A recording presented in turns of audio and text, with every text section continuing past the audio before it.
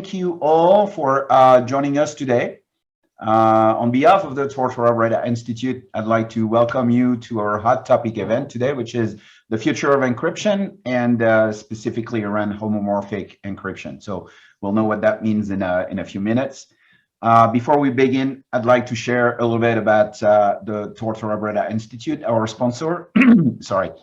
So the Tortora Breda Institute was created to promote collaboration across public and private sectors with a focus on business, culture, and diversity. We're looking to reshape and develop collaboration and partnering practices with a view to improving and securing businesses and economies.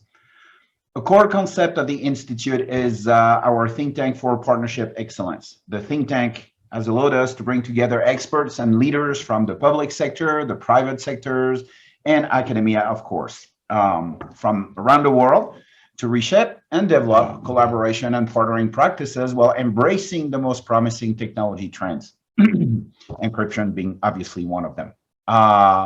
If you're not currently, by the way, if you're not currently a member of the Institute, we invite you to visit our website to learn more and see how you can participate. I would also like to recognize our partner organization, the AUSCF, the Association of U.S. Cyber Forces, for all their support in helping us put together this event. The Association of U.S. Cyber Forces is a nonprofit, military, and veteran service organization that provides the voice for cyber professionals who serve in the military or with other government agencies and organizations on specific cyber issues impacting national security. The AUSCF is an advocate for positive change to policies and programs that better serve their members and help minimize gaps between the private and public sector cybersecurity efforts. And last but not least, a special thank to our sponsor for this event, the Gorilla Corporation. Gorilla is a leading global sales, marketing, and technology channel development company with a focus on serving the technology industry. So that being said, I am your moderator. My name is Gilles Esposito. As a short introduction, I've been spending most of my life in sales and from actual sales to sales management, and with a very strong focus on indirect sales for the last 20 years, so in channels and partnerships.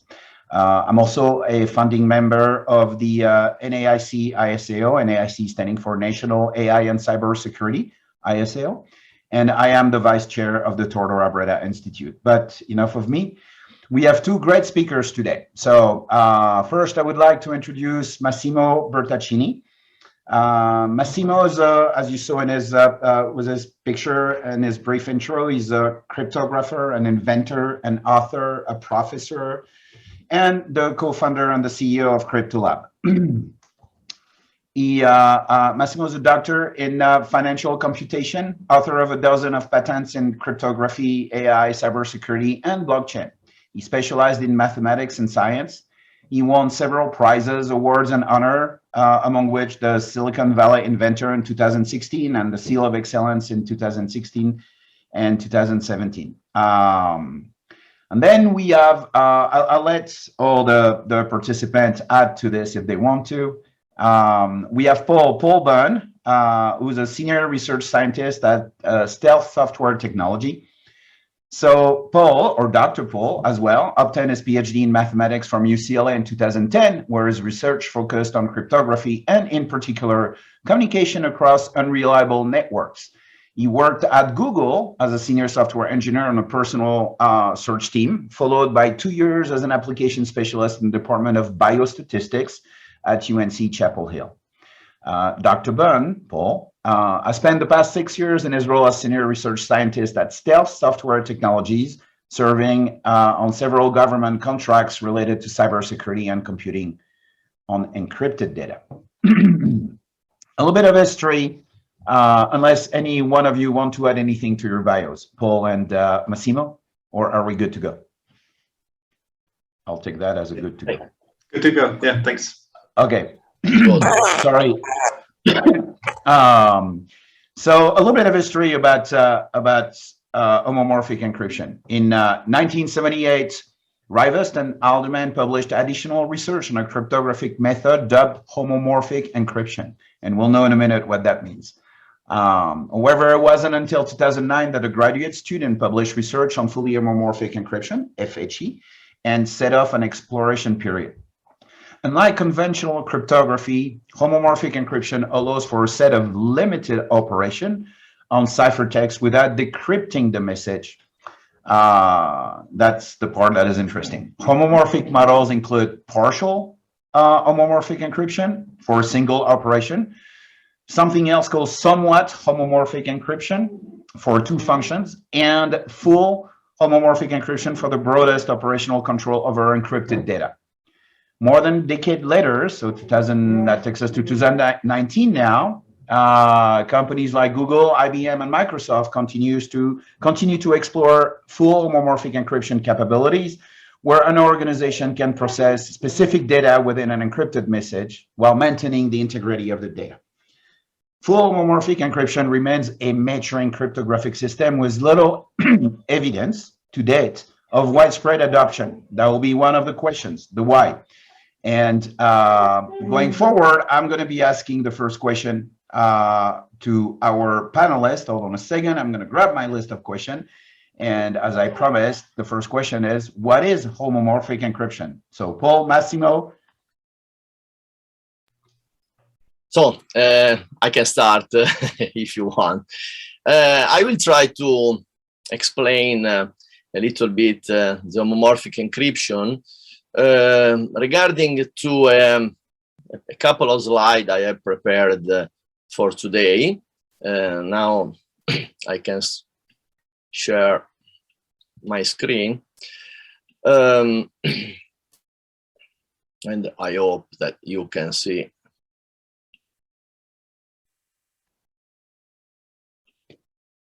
my slide. So I don't like too much the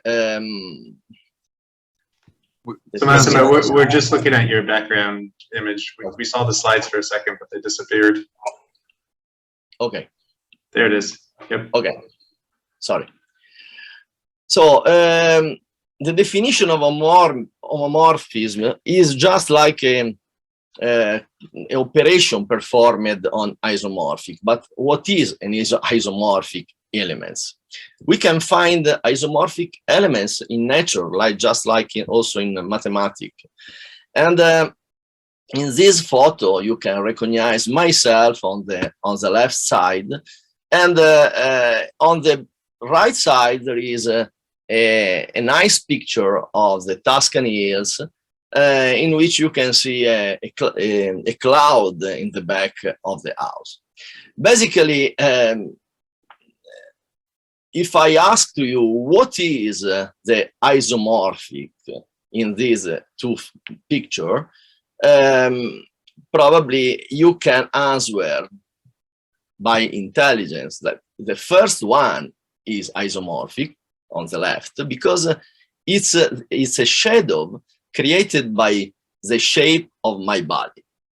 In the other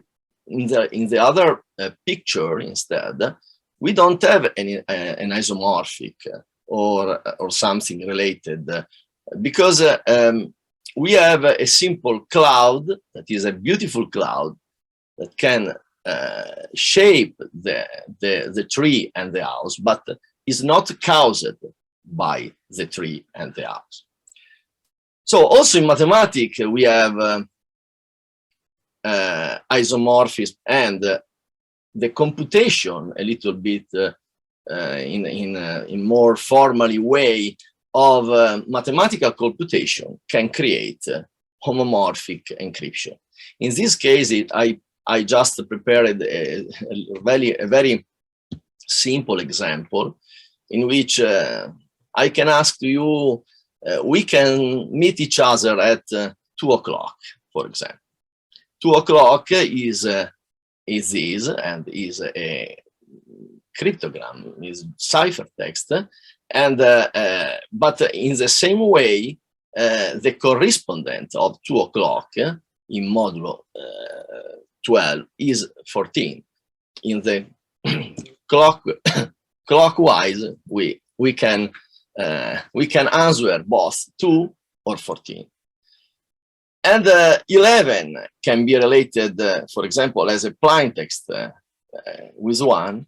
3 can be related to 1, and 1 plus 1 is 2, is the result of the homomorphic encryption given by 14, that is, in this case, the plain text. So differently by the normal or traditional encryption, we have that the operation on encrypted data follow this kind of scheme: encryption, operation on encrypted data, encrypted result, in this case 2, and decryption, in this case 14. I don't know, I hope that in this short and explanation, we can start to discussing about deeply and go a little bit more deeply in this kind of very complex matter. Thank you, Massimo. Paul, you want to add a little bit to or another angle to your explanation of encryption and specifically homomorphic encryption? Yeah, I'd love to.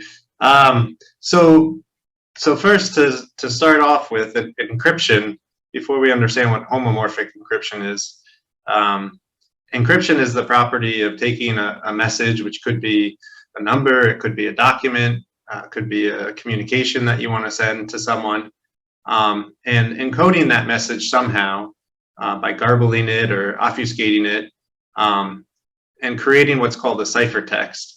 And now the property is, if anyone sees the ciphertext, they won't be able to understand what the original message was. It requires a special key, a secret key called the decryption key. And now anyone who happens to have a decryption key can take one of these ciphertexts and decrypt it and understand what the original message was.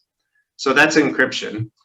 Homomorphic encryption is an encryption scheme that has an additional property, which says operations that you want to perform on the data. So now imagine the message is a bunch of numbers or some values. And now you want to perform some operation on them. As a simple example, let's say you have a bunch of numbers and you want to add them all together. If you use a homomorphic encryption scheme, you can encrypt each message individually, producing a bunch of ciphertexts. Now you can add those ciphertexts together and produce a single value. Then you decrypt that final value and obtain the final sum. And the key magic property here is that even though, for example, if I take my values and encrypt them and send them off somewhere, and I tell the cloud, say, who's storing this encrypted data, they can't understand the data. I say, go ahead and add these numbers together. They perform some operation on the ciphertext. Then I say, okay, just give me one answer, one value back, a ciphertext, and they send it back to me. I hold the decryption key, and now I can determine what the answer was. So homomorphic, as Massimo was saying, it's a mathematical definition. It's a mathematical property that relates two things in different sets. So on the one hand, you have the plain text space. That's where your original values or messages lie. You have a ciphertext space. That's like the encoded values. And then you have some operation like addition or multiplication or some computation you want to perform on the values. And homomorphic encryption is saying it doesn't matter if you perform all the operations on the plain text to get whatever computation you want, or if you first encrypt and then perform all the computations using the ciphertext and finally decrypt the answer. So it's this nice property that allows you to do operations sort of under the hood of encryption. So you can compute on encrypted values without actually seeing at any step in the process what the result of the computation is until you get to the last step and you're ready to decrypt it, and you send that value to someone who can decrypt it and reveal what the answer of that computation is. Thank you, Paul. So that leads me to my next question, and this one is, so I know we had talked about potentially talk about how is this all working and all that, but I'll let this question being asked by audience members if they feel so inclined to do so. But more importantly to me, it's like, what is the impact of this? What are the benefits of this? How does this turn into benefits for organization, being governmental organization or corporations or any other form of organization? What is the benefit of that? Yeah, I'll go ahead and start. So since the history of written communication, encryption has been a valuable thing as a means for people to communicate with each other, to send messages that even if they're intercepted, can't be understood by unless you're the intended recipient who happens to hold the decryption key. Now in this, in the modern world, as technology is exploding and data collection and data storage is exploding, almost all communication we send is encrypted. Almost all things we store in the cloud or on our devices are encrypted, so that if someone tries to get direct access to it, they can't.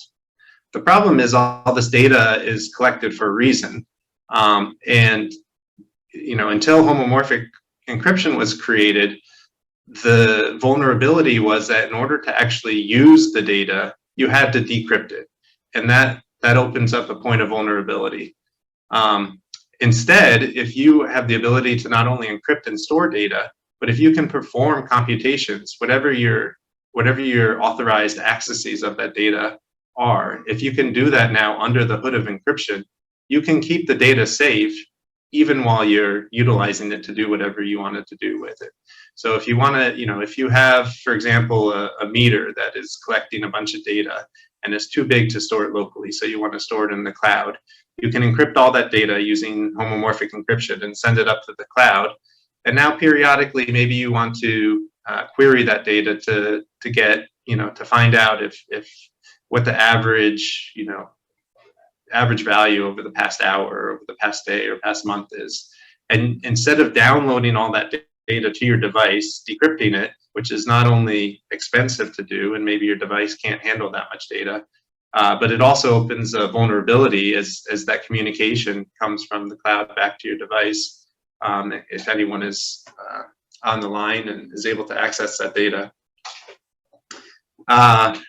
Now you can just have the cloud perform the computation for you on the encrypted data, and it just sends you a small communication back with the result. You have the decryption key on your device and can decrypt the result.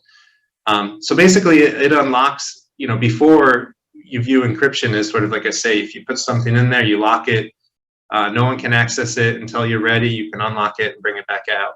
Now you can stick it in the safe, lock it, tell the safe to do something with the data, to perform some computations for you, and then it just spits out the result. So homomorphic encryption enables you to do things that before you had to decrypt and therefore make vulnerable your data.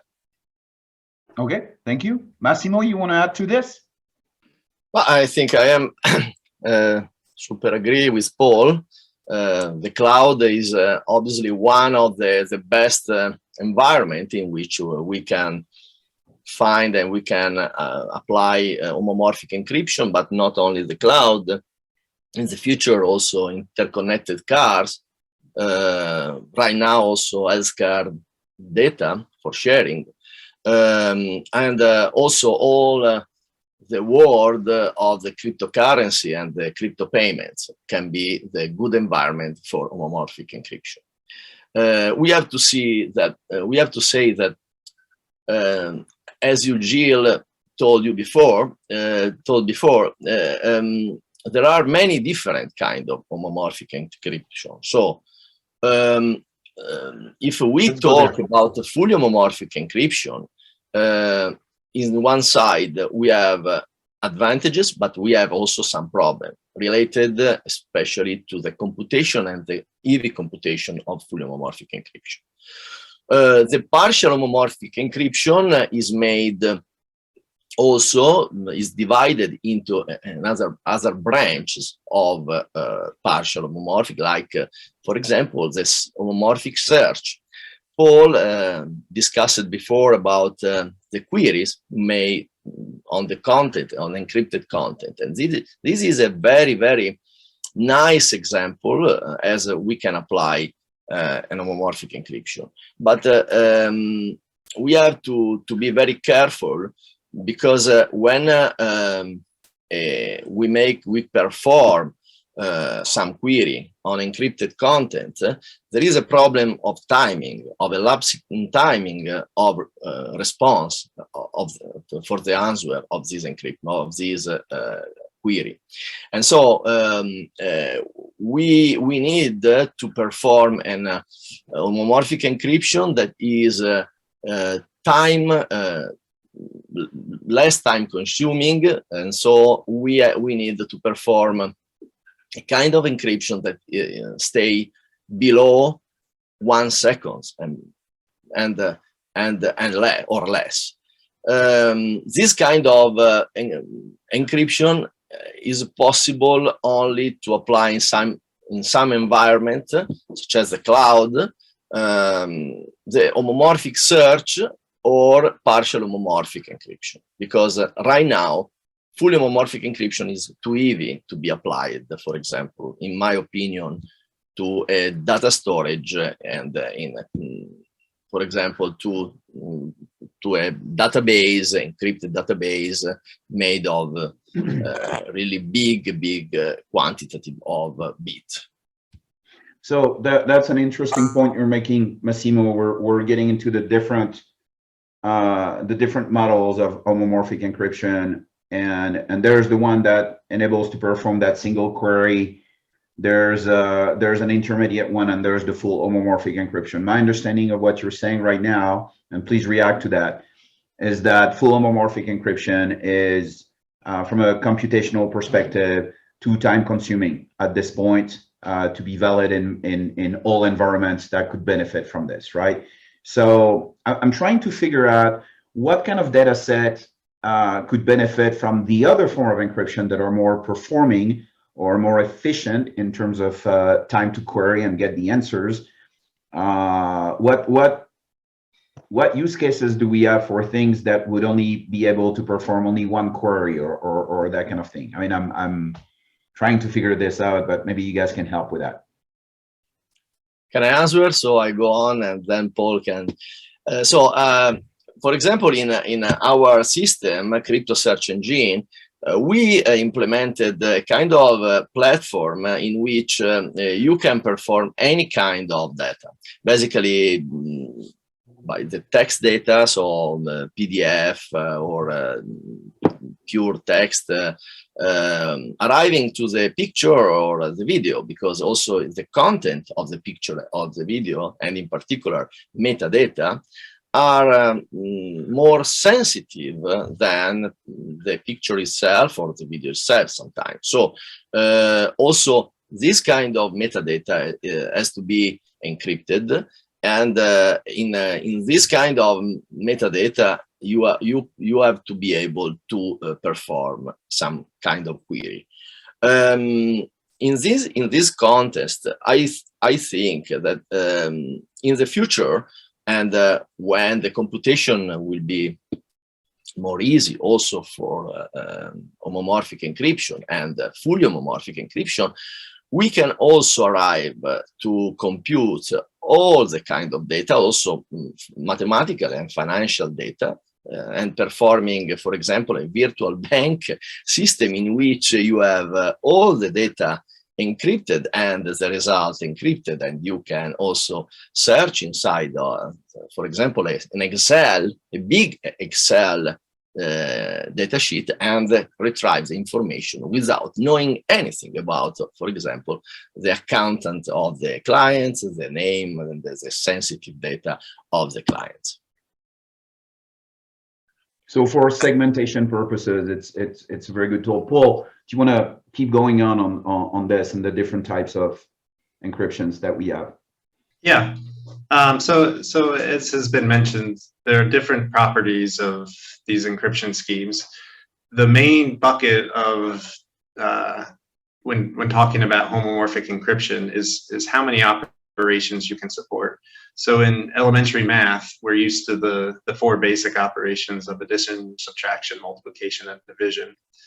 At a very high level, regular homomorphic encryption just refers to one of those operations, the most basic one of adding numbers.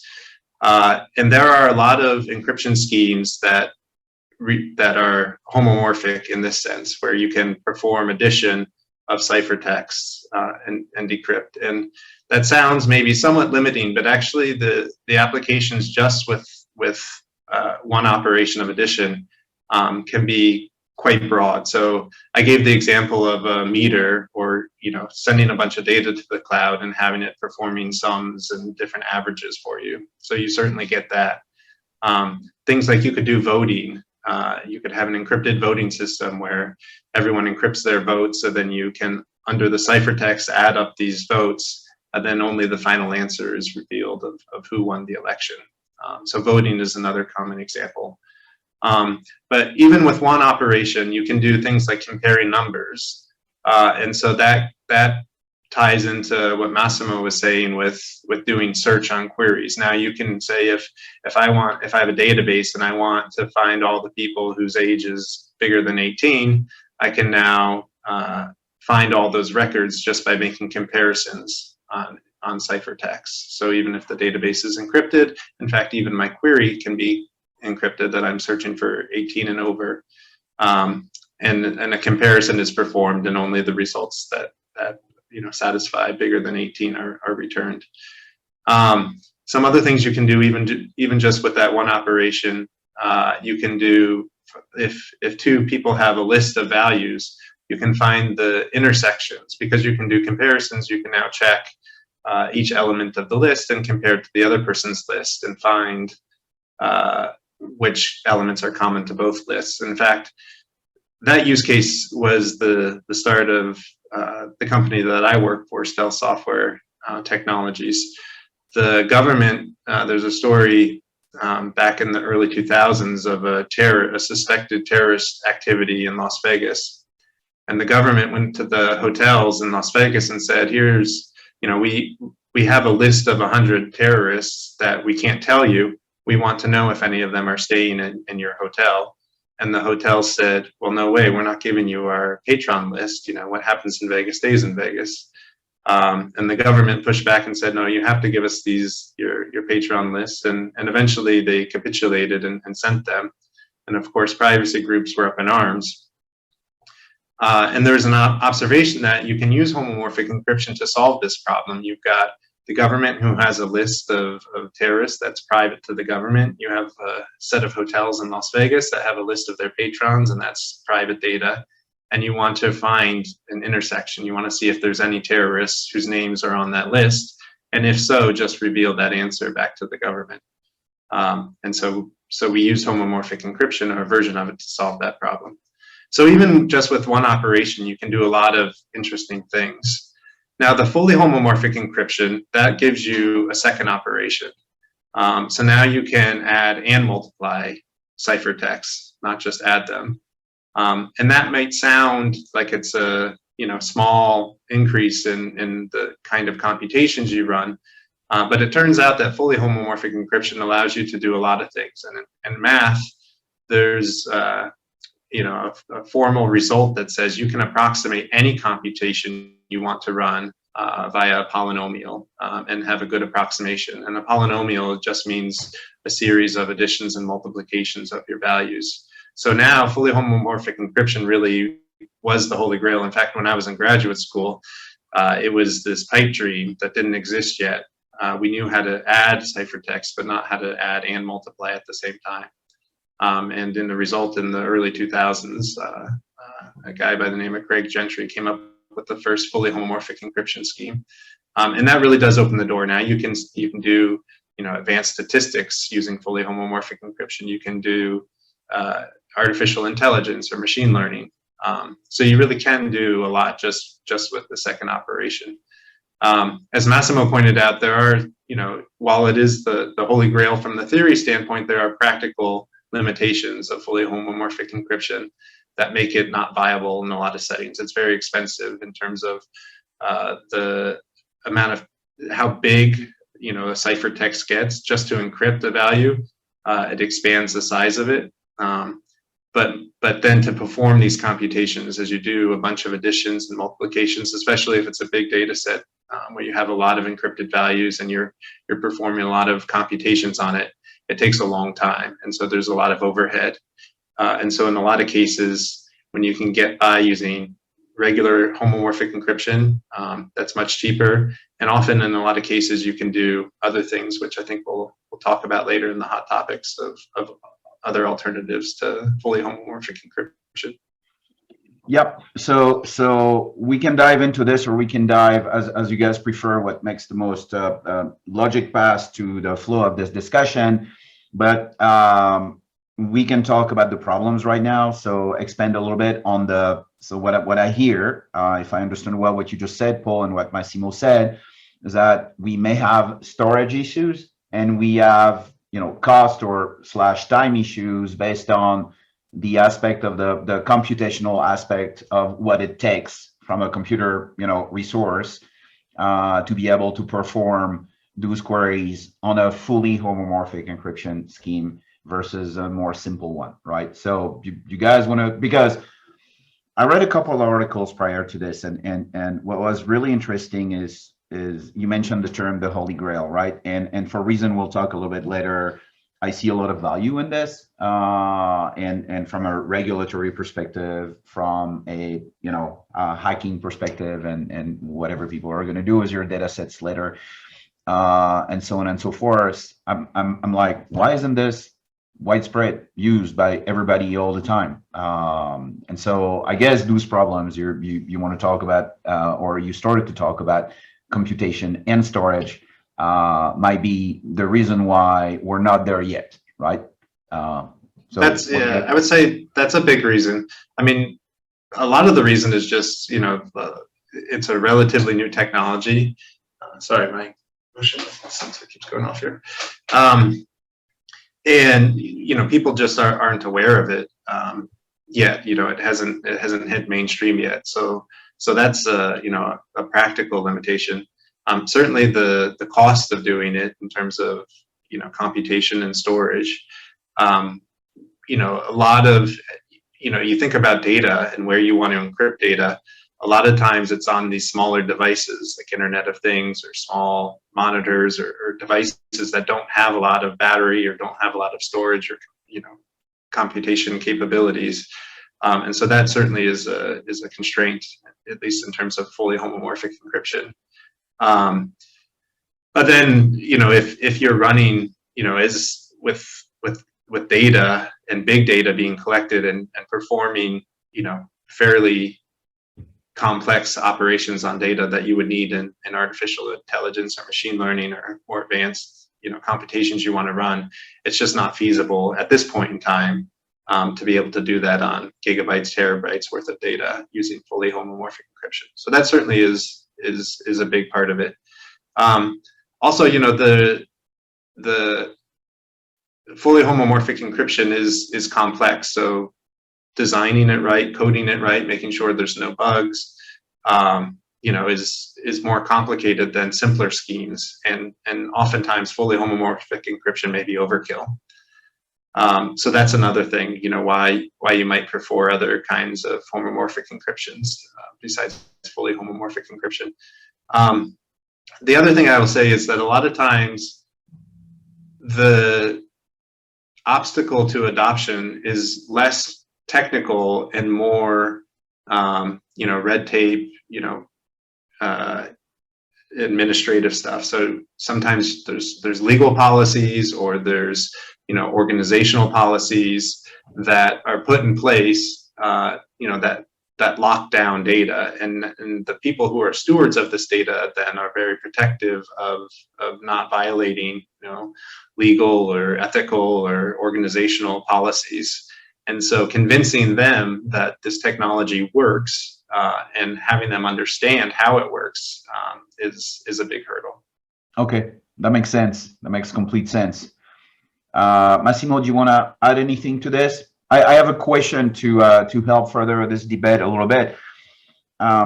Very often in the limitation or the cost associated with this, you talk about, or you said, for the time being, right? So what will it take to make it more popular? To beside the cultural, legal, regulatory aspects and the stewards of the data, as you mentioned, them that have a hard time getting to accepting that their data is still protected while being in use. From a technology perspective, what would it take to make it more affordable and or more performing, or both? Yes, I am totally agree with Paul when he said that the computation is the issue, is one of the issue, but we are talking again about fully homomorphic encryption. There are some partial homomorphic encryption that can be adoptable right now and can be very advantageous for our environment of data protection. The cultural barrier maybe is one of the most important issue that we have to face off, because probably right now people don't know exactly what they risk when they put their data on the cloud, for example. They probably don't know, or they don't care. It's worse also that the cloud provider can spy inside of their data. And with the partial homomorphic encryption or homomorphic search, we can just, and not arriving to the multiplication or division and so on, and that really very complicated full homomorphic encryption scheme, but we can just put a very good protection, because we can encrypt, and the data remain encrypted always, also when performed with the query inside of the content you have uploaded on the cloud.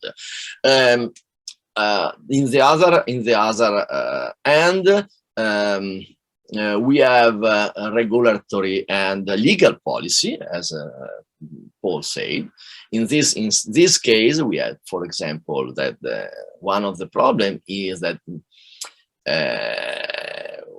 for the legal policy is that the FBI or CEA sometimes are not very happy that you encrypt the data and with a kind of encryption that they cannot make some kind of surveillance, and that is for terrorism experts can be also a problem. And in the future we have to solve also this kind of aspects, because if you encrypt the data, anyone can, if not you, that you have the key of the decryption, can have access to this kind of data. But in the other kind of the other face of the coin is that GDPR or some law are properly the law for homomorphic encryption, because if you understand that the privacy is the first pillar of our data protection, the GDPR and the law of data protection fit very well with homomorphic encryption. I don't know if if you are agree with me, but so I wanted to. This is much more a legal aspect that is not mine from, I mean, properly mine for scientists or mathematician. But anyway, we have to face off with this kind of problem in the next future. From one part, you have the data encrypted, and your data cannot be accessible from anyone, no, from the provider or for some issues. And in the other end, we have some policy that are GDPR or privacy law state like California or state of New York, that they started in America to be sensitive to the privacy, that preserve the privacy. And this is the scope of homomorphic encryption, the first scope. The second scope of homomorphic encryption is the data protection against the hacker, because if the content, for example, is encrypted on the cloud and your content is totally encrypted in the cloud and remain encrypted, if you have a ransomware attack, for example, the ransomware virus, let's say, will extract the data, but the data is encrypted, so they cannot do anything with your data. I mean, they can lock your data, sure, but the first purpose of the hacker is to put your data on the channel of the internet, or better, to they will tell to you, hey, if you don't pay, we will put your data, all your content on the internet. And that is one of the real problem of the ransomware. If you have a good policy of multiple backend storage, you don't have any problem to face off with a ransomware if you apply the homomorphic encryption and the encryption on your data. And that's a good point. I was saving this as a question for later, but you beat me to it, Massimo. So it's all right. Paul, do you want to add anything to this, or can we talk about a few other topics in the in the interest of time, let's move on. Yeah. Okay, so one of the questions we had was about the alternatives. What are the alternatives today to homomorphic encryption? You know, is there, or is it a combination of homomorphic encryption and something else? And I'll let you play with this one. Yeah, great. So first of all, as Massimo alluded to, there's different, and as we've discussed, there's different kinds of homomorphic encryption. So certainly for a lot of applications, like a searchable database, encrypted searchable database, like simple statistics that you want to perform, homomorphic encryption might still be the answer, but you may not need to go to fully homomorphic encryption. And in fact, if you don't need that big hammer of fully homomorphic encryption, there are lots of solutions, lots of technologies that already do this, and do this in a performant way, so that the cost of doing things on encrypted data as opposed to just doing them on the regular data is not that much of an overhead. So if you've got big enough machines to crunch, huge numbers and do a big statistics just on the numbers themselves, then adding encryption on top of that, may slow you down by, a factor of 2 or 3. But if you've got that machinery anyway, that's usually an acceptable cost. So, not using the full hammer of fully homomorphic encryption makes things viable and feasible in practice and in use today. We've seen many technologies that do different things. But alternatives to homomorphic encryption. So homomorphic encryption in the field of cryptography is a very specific tool to solve a more general problem known as secure multi-party computation. And in this multi-party computation, which is MPC for short, if you're ever digging around the crypto literature, you have a group of people who want to perform some computation. They each have their own data, which they want to keep private. Then they want to perform this computation on the data as if it were aggregated in one place, and they each receive the result of the computation. So homomorphic encryption is one way of solving the multi-party computation problem. There are other ways in cryptography that can do this. There's a secret sharing technologies, and some of these are homomorphic as well. And they're often cheaper and easier to implement and faster than homomorphic encryption. There's this thing called oblivious RAM or garbled RAM. So RAM computations are a generic way to describe like a computer program or a software application running on your phone, and the kinds of things that actual application needs to do in terms of accessing memory and reading and writing to memory and doing different computations. And within the field of crypto, there are papers about how this can be done obliviously. And so you could use homomorphic encryption for pieces of that, but there are other techniques to do those things. And then depending on the application and what you're trying to do, there are often custom solutions that you can use to solve these things, and you don't need a general tool like homomorphic encryption to solve it. So as I mentioned, that the problem of two entities having a list and wanting to find out what the intersection is. In crypto, that's a problem known as private set intersection, because you have two or more groups that each have a list or sets of numbers, and privately you want to know what the intersection is. And so there are protocols that don't use homomorphic encryption to solve that problem. But for lots of specific problems, you have custom protocols that are just as secure as homomorphic encryption, but don't have the same overhead and cost. And then one final thing, there's also, in addition to software solutions, there's also hardware solutions to this problem. So you have these trusted enclaves, like Intel has this SGX chip, which supposedly you can encrypt your data and put it in the secure environment, this hardware environment on your device, and have it do the computations within this trusted device. That also has limitations and different sets of security vulnerabilities, but that's another hardware solution to that gives you something similar to what homomorphic encryption gives you on the software side. Massimo, you want to add to this, or? No, I'm fine. I think Paul expressed very well the pros and cons of this kind of technique. I know that someone also uses sandbox as an alternative, but is much more probably hardware and not logical and computational. But anyway, again, the fully homomorphic encryption in the future will solve a lot of problems, and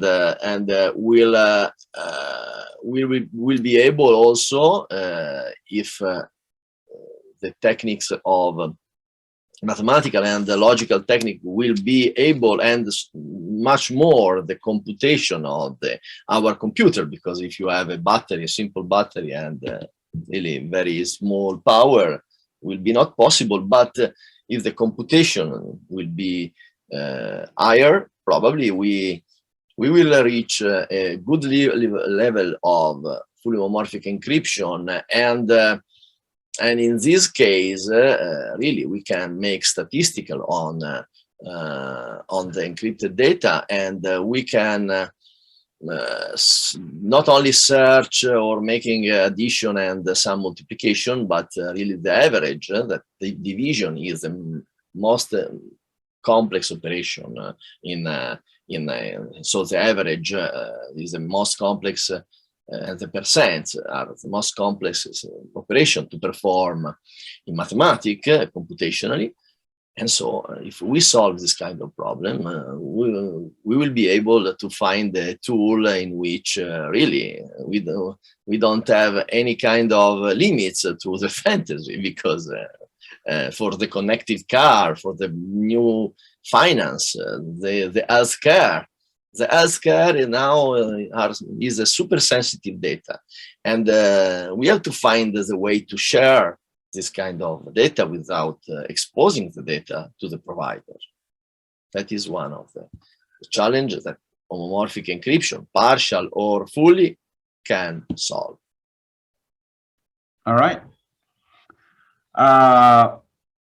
I was going to say, let's open for question and answers, but we have only a few of them. I'm assuming that most of the audience has exploded by now, despite the fact we didn't go too much into the weeds, which is a good thing. You started, I'm going to start with a question, hoping some other will come. You started with something, Massimo, when talking about ransomware. So this is the space I'm coming from recently. And there's two things at the end of a ransomware attack that may happen. One is the encryption of the data of the victim, of the target, and the other one is the exfiltration of the data, right? So the exfiltration of the data, as you were mentioning, Massimo, is usually used for, the purpose of ransomware, saying, if you don't pay us XYZ amount of dollars or Bitcoin or whatever, we will release this data in the public. Now, in the case of this data being encrypted, does it completely thwart and foil that particular aspect of ransomware? Does it kill it? Was going to be my first question, right? It's like, no, I'm a hacker, I'm Conti or whoever hacking group. I go to your company, Paul, I exfiltrate the data. All of this data is encrypted. What do I do with this? Can I ransomware you or run this? Yes, no. Yeah, so mostly no, but obviously with the asterisk next to that. So first, as you correctly pointed out, there's two kinds of attacks. One is leaking the data. The other is, messing up the data, deleting the data.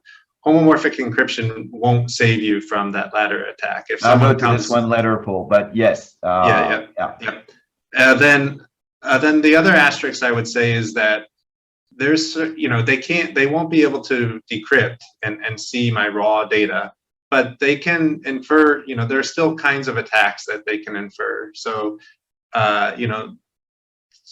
silly things, if the data is time stamped, maybe they can see, when the data object was created, or different metadata that's not encrypted. If maybe just knowing how much data I have, how many elements I have, how many megabytes, how many documents I have, maybe that is, an unacceptable leakage of some kind. So there are different kinds of attacks that, even though they can't decrypt and read the raw data, they might still be able to do something with that information, even though it's encrypted. But for the most part, they won't be able to actually read the records. So it's safe. And I would assume that most company is going to protect what's important to them, right? So from their price scheme or price list, their customer base, prospect base, their trade secrets, their patents, their, all that kind of stuff would be encrypted, right? So yes, I mean, it's not the panacea of resisting a ransomware attack, but it's still a good thing to have this in place. You can still perform all your queries and all that as a company on a day-to-day, operational thing that what you're doing. But then if you get hit, you have kind of a guarantee that not a whole lot of interesting stuff is going to filter out if you decide to not pay the ransom, right? For that particular aspect. The other aspect you're mentioning, yeah, I mean, we all totally agree, right? They can mess up your systems, they can do it all. That's why you have backups, right? And to recover from this, and that's another discussion. Now I have another question pertaining to this. So I very often you see the encryption part of a malware attack or of a ransomware attack, where people apply encryption to the data the company needs to operate on a daily basis, right? And then tells you they will give you the key if you pay the ransom. So my question is this one, and it's probably a very uneducated question, but if the data they're targeting to encrypt is already encrypted, can they do that? Can you re-encrypt data over an encryption and make it? Okay. Yes, sure. They can do that. But okay. They cannot do the data leak. If you have a good policy and a good scheme, for example, fully cloud, but in 3 or 4 different physical storage servers, and with no contact between them, and so they attack one is semi-impossible that they attack all the 3 backends. So it's very difficult if they attack simultaneously multiple backend, but they cannot do the data leak. So that is very important, and they cannot say, hey, pay me something, $1 million or 100 Bitcoin, I don't know, to have back your data. So I have thank you, gentlemen, for that. I have a question from the audience here, which is please discuss recommended key escrow and distribution methods for this type of encryption model. Can you guys talk a little bit about that? Well, there's not so homomorphic encryption, especially fully homomorphic encryption, is relatively new, and it hasn't been. There's a lot of standards that are, in the process of being developed, and there's also a lot of different schemes. There's a lot of ways to implement these things. So there's no one homomorphic solution, that fits everything. And in fact, a lot of the homomorphic encryption stuff, if you get into the weeds and look at it, it's built on standard encryption schemes. So it uses existing public key infrastructure schemes, that may already be in place. So then, the enhancement is on those, existing key infrastructures that you have. So, yeah, I would say there's not one answer to that question. Okay. Yeah. And I know we're edging. So Scott, by the way, Scott Lawler asked this question. If you want to reach out to Paul or to Massimo for further discussion around this, please do so. Their contact will be made available. This webinar will be posted. I have another question from Nell that says, will homomorphic encryption affect functionality and operations on the cloud if it is implemented in cloud storage?